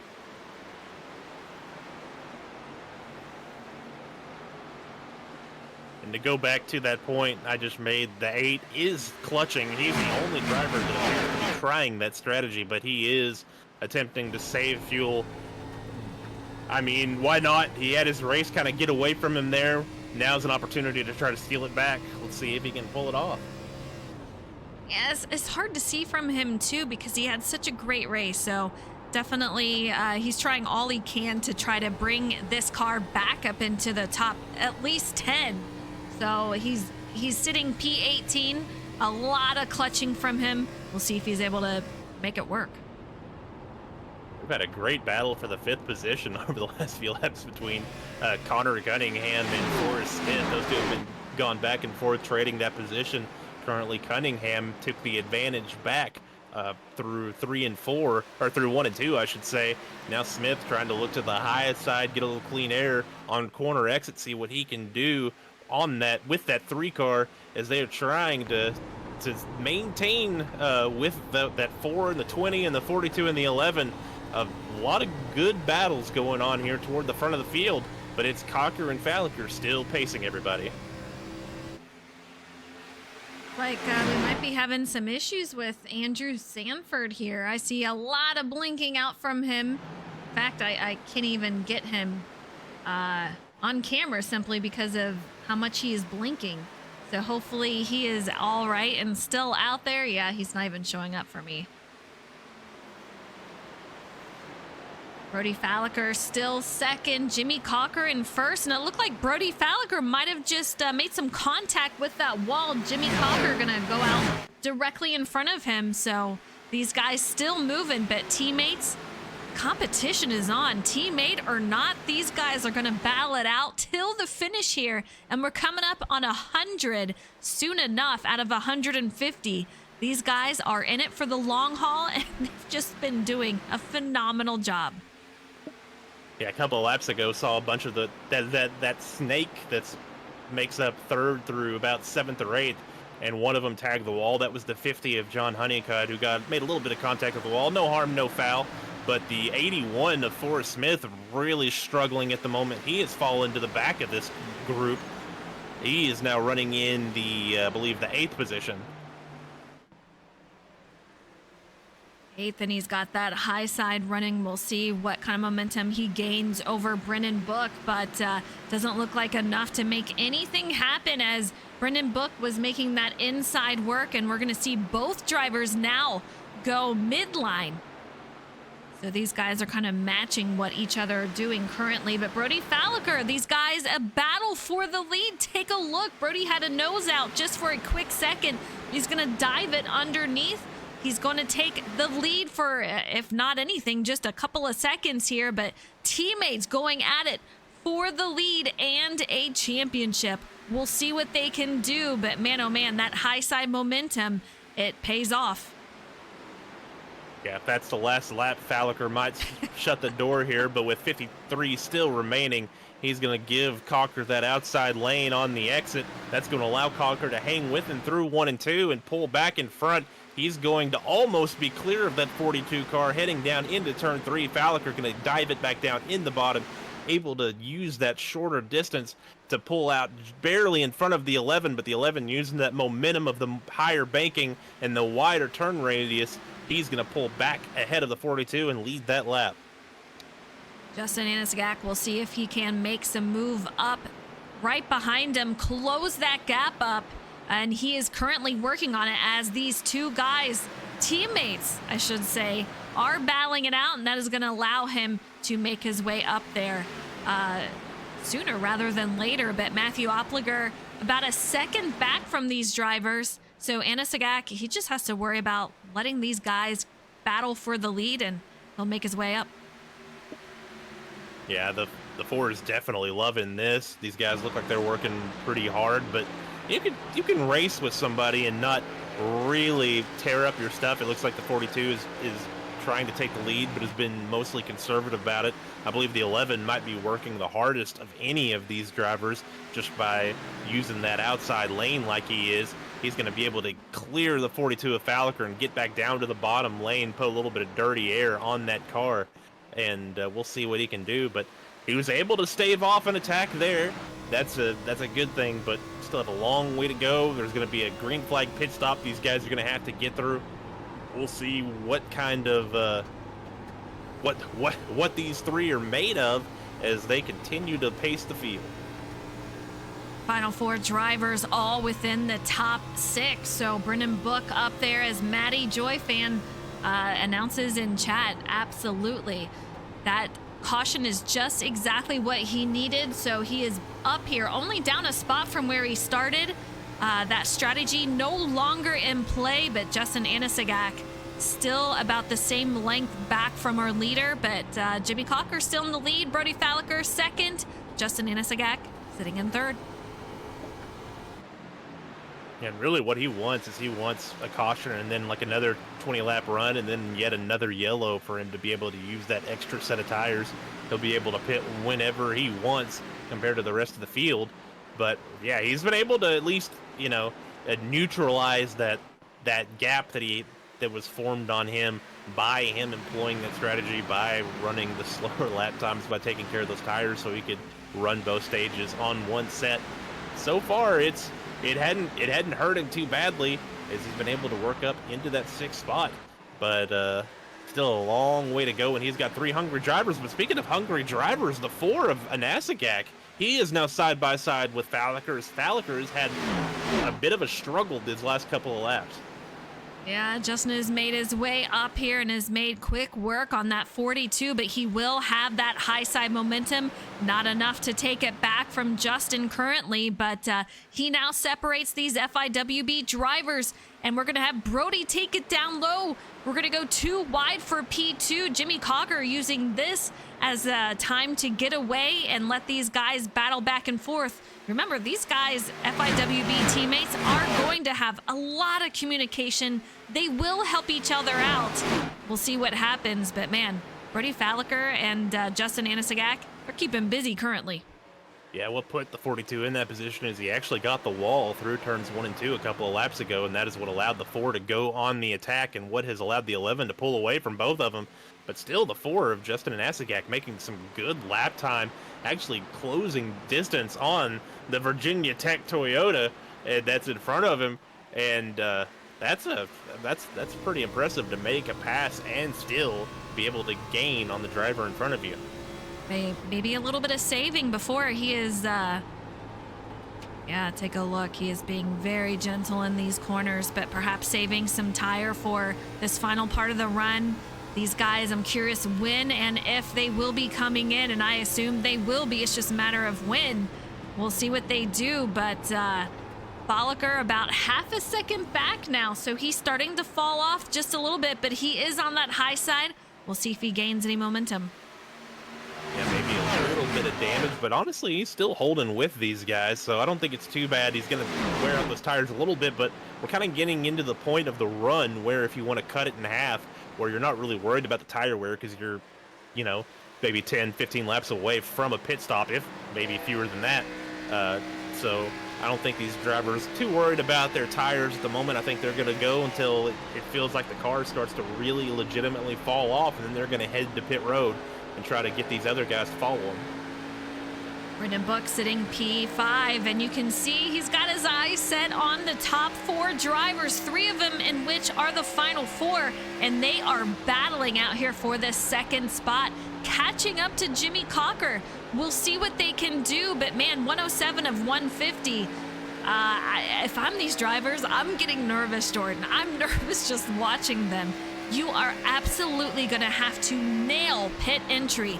This pit stop is one of the most important things you're going to do this race. You mess it up, your chances at a championship are done unless a caution comes out. Oh, and also this is one of the more difficult pit roads to get on. It's very awkward, very late, very tough to get off of the banking, get the car woed down in time. And also, the drivers behind you are going to have to be prepared for you to want to come down there. So a lot is riding on this pit stop, and it's not going to be an easy task for these guys to pull off. How many times have we seen drivers try to go into pit and end up in the barrels? I mean, it has been a thing that we've seen in the past, and I won't be surprised if we see it again here tonight. This will be their first pit entry under green, so these drivers are a little nervous if they haven't practiced it. Hopefully they have, but AK Big Boy, he says, let's go. Number 4, Justin. It's currently sitting P2. Just crazy race, crazy season. He's had 3 wins this season, so you know he's up for the challenge tonight. Looks like we have lost Philip Bridgman, and also Luke Allen has dropped from the race. So those are 2 drivers not having the season finale that they are looking for. And we have 4 or 5 drivers who are on top of each other right now for this lead. As you'd say, you could throw a blanket over them, over this top 5, with Cocker leading, but Anasagak, Opliger, Brody Falliker, and Brendan Book all in position if he makes a mistake. Yeah, Brody Falliker has fallen back to P4. Brendan Book gonna dive it down low, so Falliker, I imagine he's just waiting to hit into pit lane, try to fix up. If he has any damage, just get fresh tires, fuel, you name it. He is wanting to bring this thing in, I think, and just start fresh. And meanwhile, these drivers have Joseph Berg on fresh tires, who's going to start working his way through. So this is going to be an interesting dilemma these guys are going to have to deal with. Berg being real patient, not really putting in these guys in a bad spot at all. And that's kind of the job you have. You want to get through there as quickly as you can because you have the fresh tires, you kind of have the right of way, and you're trying to maintain, you know, whatever track position and pace you can on the drivers that you're racing with. But so far doing an excellent job working his way through these guys, staying off of everybody, gives plenty of room there, works his way through the middle of 3 wide. That kind of forces an Asagak to lose a spot to Opliger, but right now just a little bit of a wrinkle that I don't think these guys were thinking they were going to have to deal with. But Berg now working on the leader. He's going to look to the inside. Actually, Cocker looked like he was going to give him the outside lane, and that is what he's doing as they're going to head off into turn 1. Yeah, I mean, Joe Berg just separating these drivers, which is exactly what Jimmy wants to see right now. He wants the other drivers, Justin Anasagak, Brendan Book, and Brody Folliker. He wants these guys to battle. He wants to keep them busy. Right now, they're in a single file line, so I'm not sure how much they are going to go back and forth with this. They know that they can't let Jimmy get away too much as these pit stops are coming up shortly. Matthew Opliger, he's sitting in second. He's the only thing separating these 2 sets of Final 4 drivers. Yeah, that was honestly a really nice job by Joseph Berg working his way through that front 5 without really causing any issue whatsoever. Absolutely. So kudos to him. And still Book trying to work on an Asagak. He's found himself a little bit of an extra gear here as we are heading toward what I imagine will be a green flag stop here within the coming laps for these guys. But so far, Berg, the only taker to pit road. Remember, Flitcroft, he is attempting to try to do this on a tank of gas. Those are the only 2 right now on sort of an alternate strategy from the remainder of the field, if you don't count Book, who has an extra set of tires based on him not hitting at the end of stage 1, or I should say taking fuel only and no tires. Jarrett Cardwell, our first taker for pit lane, and it looks like he made it on just fine. So we'll see if any of these other drivers are going to be a taker for should be their only stop left to be had unless a caution does come out. And I'm hoping it doesn't, but man, I'm getting so nervous, Jordan. Things, like I said, this is just going to be a very, very important pit stop. You cannot afford to mess any part of this up. The entry, the exit, landing in your pit stall is just all important. As you say that, Andrew Sanford, he spun getting onto pit road. Christopher Karch also came to pit road. He was able to keep it straight. But yeah, the 37 of Sanford, he hit pit road, and I think he ended up just towing it. I'm not sure. He had a little bit of a jump, but the 40 car, I should say, of Karch, he's on and off of pit road. And I imagine we're going to slowly see these guys trickle down. The 20 of Opliger, he has hit pit road. Yep, he is on pit lane. So Jimmy Cocker is going to be first, Justin Anasagak in second, Brendan Book third, Brody Folliker in fourth. So our final 4 drivers all in the top 4. You can't get any closer than this. And Brendan Book looks like he's going to have perhaps a battle shortly with Justin Anasagak, but he might decide, you know, we're going to go in soon. I'm just going to hold off for now. All right, Jordan, are you going to wait for Jimmy Cocker to make a move into pit lane, or you're just going to hold out as long as you can, no matter what? I don't think you want to be the first one, but I don't think you want to be the last one. I think as soon as you see, I think you want to be the first one to pit road, but I don't think you want to, you know, be so early that it puts you at a disadvantage. I think you want to maybe try to take this 11 car by surprise. I think the 20 might have been a little early, but we'll see. Honestly, if he's able to get a good lead out on these guys, I mean, it's going to be real tough for them to make that ground up. I'm a little bit surprised that him coming to pit road didn't drag these guys down. As you see the 42, he is opting to come to pit road. I think his tires were kind of starting to give up the ghost a little bit. Yeah, he gets a little slideways as he makes his entry. Hopefully no speeding penalty for him, but man, great entry for him if it doesn't. Jimmy Cocker, he is out there. I guarantee we're going to see him come down in the next lap or so. Justin Anasagak out here in second, Brendan Book third. You see Matthew Opliger, take a look. He went in and he is out here going past the leaders. This is not for position as he currently sits 13th. Brendan Book is in. Which I'm kind of surprised with the pace he had. I figured he might end up being the last of them, but he decides he wants to come in. I think this is going to be when the 11 and the 4 are going to have to make that decision. If you don't pit now, then that means they're going long. Then they're going to go toward the end of the fuel. I think the 11, he's kind of making that NASCAR heat signal that he's coming to pit road there. So I think that is a sign that he is coming to pit road. Go look, he's hanging out there down low. We'll see if he woes it up. Yeah, okay. Well, we're still hanging out. So is Justin Anasagak. He was just breaking the draft. Never mind. Brendan Book making his way out. He's currently sitting P11. Brody Folliker out there in the mix. He is sitting 12th. So stuck in some heavy traffic at the moment, trying to not work a his fun way place to through. be. Oh, it's really fun knifing through other cars when you have fresher tires, but when you're battling for a win and you're trying to make lap time, it can be incredibly frustrating when you get held up. And there comes the 4 of Justin Anasagak. We have to be seeing the 11 car come in pretty soon, unless he has some incredible trick up his sleeve that we are not expecting. I think the 11 of Jimmy Cocker, he's going to be the last of that front 5 to head to pit road. Kind of, a little worried about him. Usually when I wait after everyone else has pit, it does not work out for me, but totally different situation, and he's a lot better than I ever was. So and here he comes. Here he comes, making his way. You can just see the entry just loose, trying to go over that banking there, but he makes his way on down. Justin Anasagak. Jordan.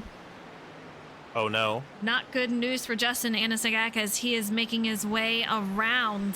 Not exactly sure what happened. Maybe a speeding penalty, but Jimmy Cocker, he goes into his stall. Perfect entry for him. Bad news for Justin, though. Are we sure? I thought he was already out. We'll see. Brody Folliker has moved up to 9th, and Justin, he has not. I mean, he's in 13th at the moment, which is about where he came in a few laps later than Folliker. He's about where you would expect. I think he's okay. He comes out ahead of Jimmy Cocker, so I think Anasagak is. Maybe he was later than I was thinking. Yeah. Fair enough. False alarm. He's out there in 12th. Brendan Book 11th. Brody Folliker 8th. Jimmy Cocker comes out 13th. So this is the part of the race where you are going to see these drivers just drive as fast as they can, cut their way through traffic, and get their way up to the front. Jose Ruiz leading the field. Connor Cunningham in second. John Honeycutt in third. Forrest Smith in fourth. Joseph Turley fifth. Joe Berg 6th, Matthew Opliger. We saw him first, one of the first ones to go in. He's 7th. Brody gonna be not too far behind. Yeah, Joseph Berg is our first driver who has pit. He pit way before these other guys. He's gonna be a lot slower than the drivers behind him. Opliger going to be able to run him down. He's the first one of that front 5 that was sort of dominating the race. Thomas Flitcroft, who was attempting to try to no-stop this finish, he has already fallen into the clutches of these drivers who have come to pit road. Currently 12th on the racetrack, and for all intents and purposes running in about the 7th spot as it would stand. So not going to work out like it did for him at Chicago, but still, he had a really good run right up until the wreck. And but now this race, it's going to come down to All these other guys, Jose Ruiz is going to try to go long and may try to get a late yellow, but here's the battle amongst the top drivers who have pit. Opliger makes short work of Joseph Berg, and so he is now the front driver. Brody Fowler going to be our first Final Four driver. He's about 2 seconds ahead of Brennan Book, so a nice gap between the two. Now he's just got to keep it and hopefully increase that gap over Brennan Book. Justin Anasagak sitting 9th. He's going to be about 2 seconds also. So these guys, 2 to 3 seconds. Jimmy Cocker in 10th. So these guys very, very close. Jarrett Cardwell is the only thing separating these 4 drivers. But man, we have just over 20 laps to go. This is coming down to the wire here. You got to give it your all now. I mean, pits have gone through. These guys did a great job going through. Now we just got to race it. We have an issue with the 50 car of John Honeycutt. Some serious front end damage. Yeah, he got loose off of turn 4, coming off of pit road on his warm-up lap, and destroyed the front end of the FTR car. I think these cold tires are catching a couple of drivers off guard a little bit, as it's extremely loose coming out to get on track. We'll see how it goes for him, but he's going to have to repair that damage, unfortunately. And man, up and down night for John Honeycutt out there. But Joseph Turley leading the field currently.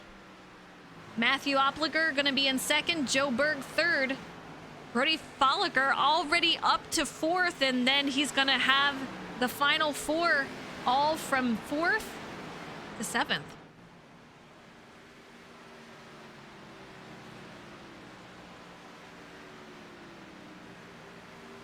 So far, Joseph Turley staying out as long as he possibly can, leading as many laps as he can in this season finale. It's going to, once he pits, it'll be between Matthew Opliger, Brody Fowler, and Brendan Book.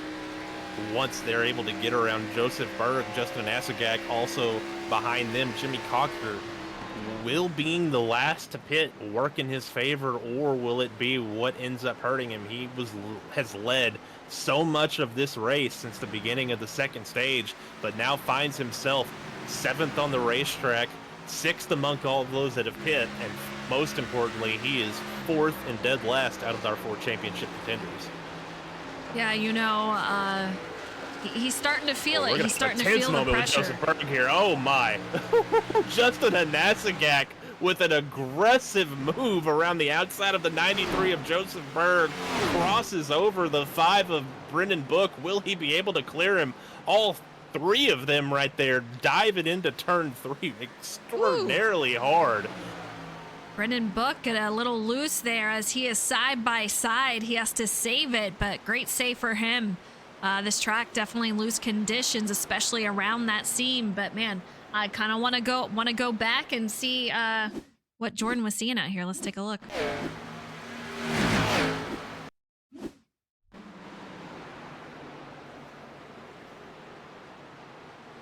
And Book side by side. Justin Anasagak, yeah, extremely close. Wow. Man, oh man. He was going off of the 93's front bumper. I really did. I can't believe they were able to stay off of each other. I'm surprised they did not wreck, absolutely. But it just shows how much these guys are putting into it, and just they're doing a great job driving out here tonight, especially under these conditions. Joseph Turley is still in the lead, and he's got about almost a 7.5 second lead over Matthew Opliger. Brody Fowler, Joseph Turley, he is making his way in, so Matthew Opliger going to take over that lead as he makes his way around over this finish line. And here he goes to the lead. Brody Fowler 2nd, Justin Anasagak in 3rd, Jimmy Cocker, he's going to round out your top 4. Brennan Book in the 5th position.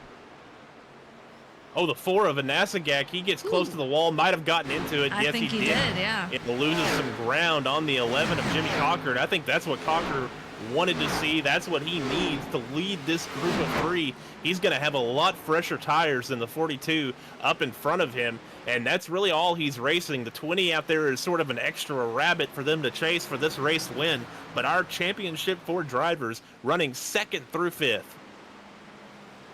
see the gap between Brody and Jimmy Cocker. So great move by Jimmy Cocker there, but he's got to catch up to his FIWB teammate, and I know Brody is hoping to keep everyone behind him as we are just at 15 to go here. Matthew Opliger just under a second ahead. It's coming down to the wire, guys. I don't know if you're just as nervous as I am. I'm nervous, excited, you name it. I am feeling it, and I know these drivers are. This is for a champion. A championship. This is for season 4 championship, and whoever gets it, Jordan, they're getting a really nice trophy to boot. Yeah, Joseph Turley going to be working his way through here on fresh tires. They're also going to have to deal with the 71 of Mike Campbell, who Opliger has just put a lap down, as well as Kevin Dallatorre in the 92. Probably going to see Thomas Flitcroft once again before this race is over, unless he comes to pit road if the fuel doesn't make it. But either way, a tiny bit of lap traffic. Not sure if it's going to make a massive difference here, but there are two drivers side by side in front of the 42 of Brody Falliker, and that is absolutely not what he wanted to see. Starting to thin out now as they're going single file, and Justin Anisagak, you know, he's under pressure, and we have a car into the wall. Looks like it's going to be the 71 of Mike Campbell Jr. I think just trying to get out of the way for these drivers who are trying to battle it out for a championship. But Justin, pressure is on. Brennan Book behind him. These guys going for everything they can. Brody Falliker, he is leading this final 4, and he's got about, I'd say, just over a second gap between them. Turley has been able to clear the field on those fresher tires, but they are working around 92 of Dallatorre. These guys are going to have to work on that. The 20 of Opliger on the least fresh tires of anyone in our top 5. He is still your leader, but it is closing rapidly as we have 11 to go. 11 to go, and Maddie says, I'm watching like, and the emo explains it all. But man, the nerves are definitely hitting, so I imagine they are for these top 4 drivers. Championship is just with 11 to go. These guys going for everything, and the 20 is going too wide with Kevin Dallatorre on that high side. Brody Falliker under half a second behind. Jimmy Cocker right on his heels, and you're going to have Justin Anisagak in 4th. Brennan Book 5th. Man. 10 to go, guys. Let me know. Who do you think's going to get it? Is it going to be Brody Falliker, who is leading the field? We have not seen a win from him in a while. The last time Brody won, he won at Las Vegas. So it has been a while, no doubt. Can he hold his teammate and the remainder of the final 4 off? We'll see. Yeah, the 4 of Anisagak hasn't been given any favors by the lap cars. The previous one, Campbell, he had to pass, and was not able to clear him on corner exit, and kind of got pinched down a little bit. Not pinched down, but he was stuck on that bottom lane. And then that time, Dallatorre really making him race for it, and even trying the crossover. Meanwhile, we have a battle for the lead as Falliker goes around Opliger. Not sure what kind of a defense Opliger is going to be able to mount on those older tires, but he's going to try to work. Falliker's going to close the door. Opliger with the crossover as they head down the front stretch. Side by side still, and this is what Jimmy Cocker needs, but he is over half a second behind. Meanwhile, it looks like Matthew is going to have a great run off as they are still side by side for this lead with just with 8 to go, coming up to 7 to go. Jimmy Cocker 3rd, Justin 4th, Brennan Book 5th. This race is quickly coming to a close. This season going to end with us crowning a champion. Who is it going to be?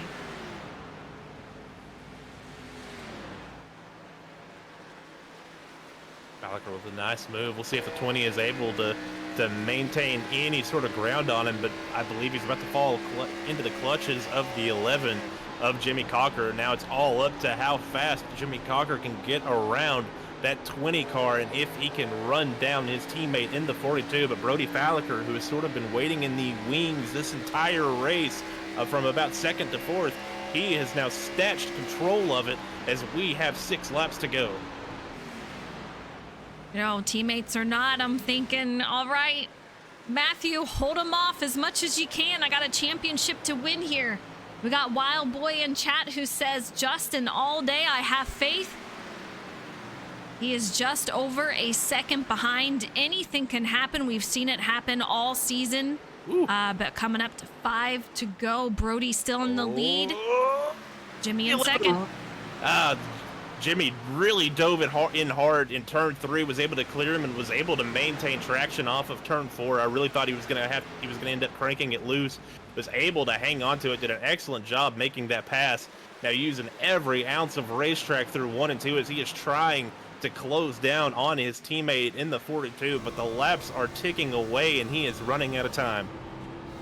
He's running out of time, and I'm curious how much tire he is running out of. You can see him get really close to that wall. We've seen some of these guys make contact with the wall, but you see Tom Flitcroft down low in that 8 machine, and he is, man, that gap has increased just a little bit. We're gonna see Jimmy go down low, Brody go up high, and a car separates Jimmy Cocker from the other final 2 for this championship. Justin Anisagak 4th, Brendan Book 5th. Yeah, Brendan Book in the wall going into turn 1 as he is losing touch with this lead pack. It is going to be settled between Brody Falliker, Jimmy Cocker, and Justin Anisagak, with Matthew Opliger trying to win this race in the mix with them. We have 3 laps to go. Falliker was still with about a 10 car length lead over Jimmy Cocker as they head down into turn 1. Brody, if he gets this win tonight, it is not only for his 3rd win of the season, it is for a championship coming up. 2 to go. His teammate just under a second behind. Jimmy Cocker for FIWB. Matthew Opliger in 3rd. Justin Anisagak, just under 2 seconds behind. And Brendan Book looks like he is just not able to make his way up as we hit 2 to go, Jordan.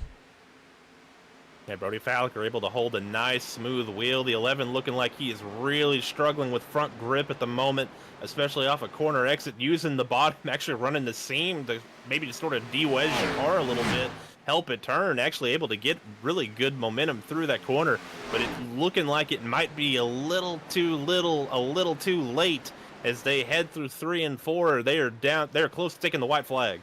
Yeah, here we go. We're about to cross the start-finish line. This will be the final lap right here. Brody Falliker going to lead heading into this final lap. Jimmy Cocker, his teammate, just under a second behind. Brody's going to have to mess this up in order for Jimmy to take it over.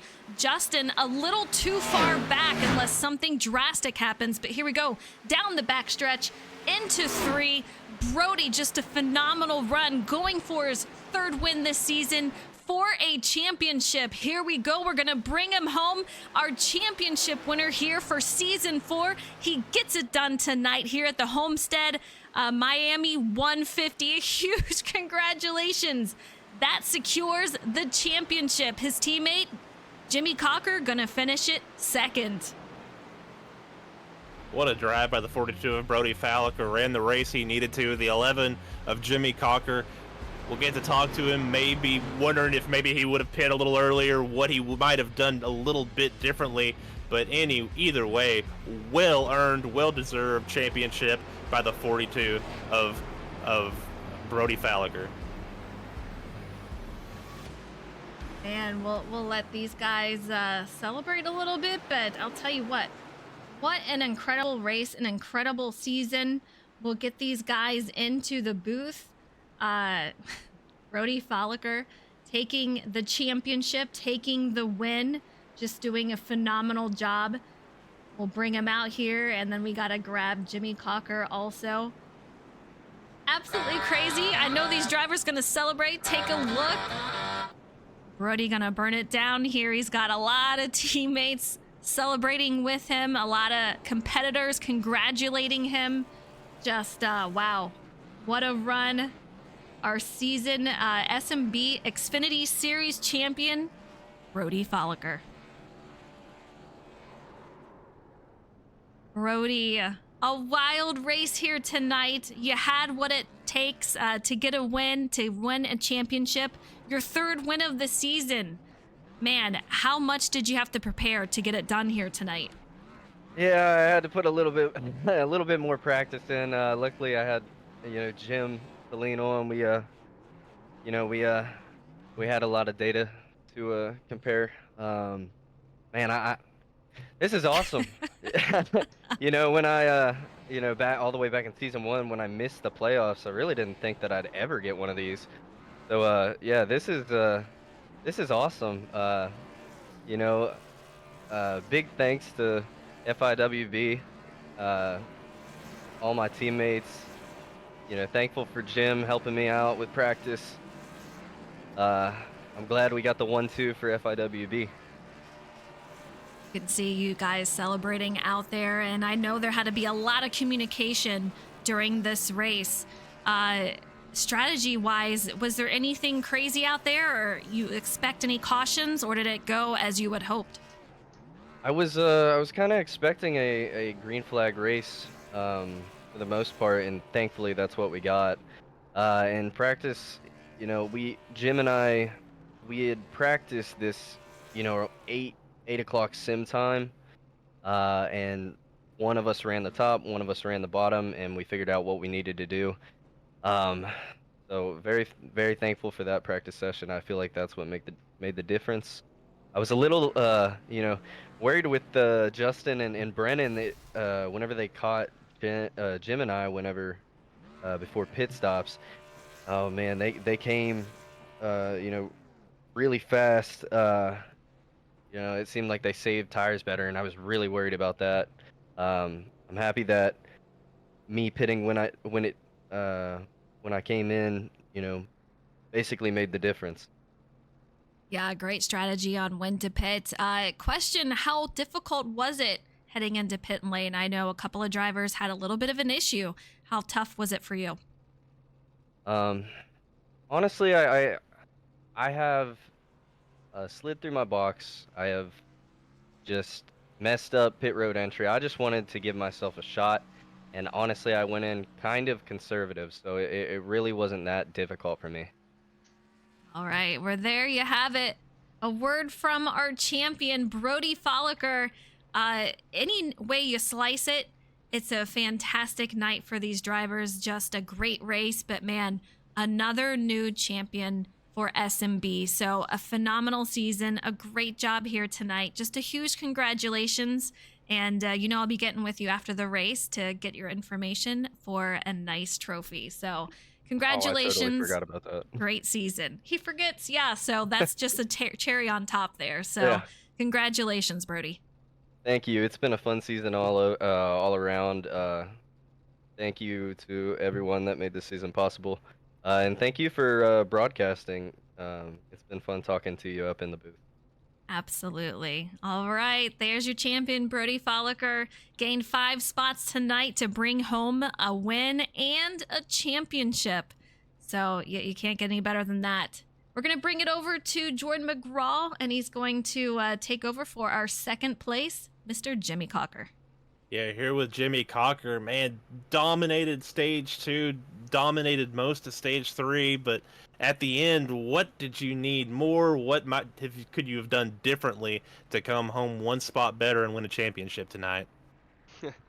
Probably entered pit road a little bit better. I think I entered a little bit too slow, and that was enough to let Anna Sogak by me. I had to chase him down. Brendan was going to be ahead of me anyway because of the difference in tires. But no, Brody had the best strategy. He outplayed all of us. It was kind of who blinks first, and I mean he did it first. He came down and ended up getting the win. We'll talk about the racing out there tonight. We've had some tough weeks here, but a long green flag run, a lot of green flag racing. It sounded like post race you enjoyed the way the race played out. Finishing order notwithstanding. Talk about that. You know, it's crazy. It finished second, but I feel like I won anyway because FIWB was able to get it done. Uh, yeah. I honestly, I'm just happy that one of us was able to bring it home. We put in a lot of effort, and Brody, God love him, he literally made a spreadsheet comparing the top to bottom for this time right here. This time, 8 o'clock, 8:30. He put together a timesheet when we were practicing together. I ran the bottom, he ran the top, and we we kind of bounced notes off of each other. He was dedicated, man. Dedicated, and I've known him for 5 years now. I've never seen him win a championship, and he's deserved one every single year of those 5. So I'm ecstatic for him, ecstatic for the team. I love how everyone was racing clean. Just a really good night for SnB, really. That is Jimmy Cocker. Disappointed with the finish, but overall excited with the way his team was able to pull home a championship and his teammate, and the way that all the work they put in worked out.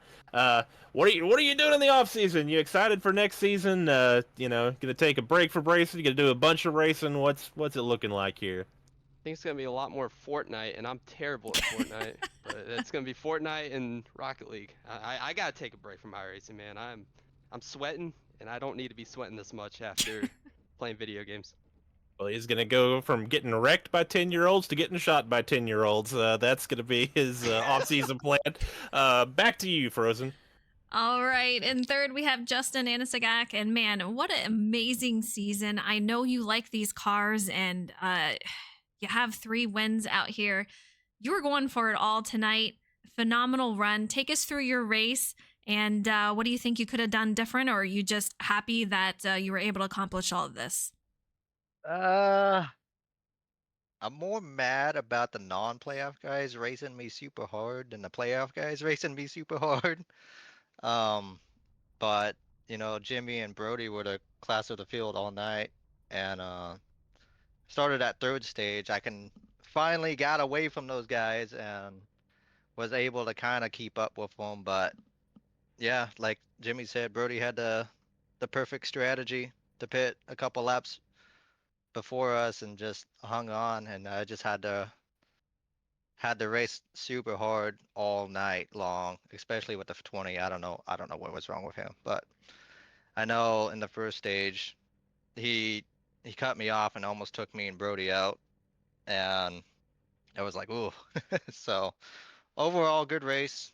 Just needed to be a little bit more faster on the long run than like what those guys had. I kind of did the same thing in practice. I ran the high side for 25 laps and the bottom for 25 laps, and kind of figured what I didn't need to do, but it's just so hard, man, to pass out here. But shout out to all those two for a 1-2 in the championship. Absolutely. Well, you had a great season. So fun to watch you out there. Can't wait to see everyone do it again next season. But man, what a great race to end the season on, Jordan. Tonight at Homestead, I mean, it was so incredibly loose starting off, but once we got into the race, we found that grip, and man, these drivers were just taking it any and everywhere. And the racing was just so tight, and we brought home a champion tonight. Yeah, it was honestly a bit of a palate cleanser from the controversial the controversy that we had at Michigan. Definitely a fun race to watch, some exciting battles, and it was enjoyable to cover it with you up here, and can't wait to see what happens next season. Absolutely. Well, that is it from us. Congratulations to Brody Folliker for the championship. He wins it all tonight, and a huge congratulations also to the FIWB team. I know they are all excited for him, and it feels like a win all around. But I want to give a huge shout out to all the drivers for being amazing and hanging in there this season, and just having fun out there, for Thomas and Brian and Matt for hanging out in race control, just making sure everyone's doing what they need to. And our viewers, you guys are amazing. Thank you so much for the support for our drivers, for the broadcast. Without you, we would be talking to nobody. So we appreciate and love all of you guys. It's season 4. This is a wrap. We'll see you next season. Take it easy, guys.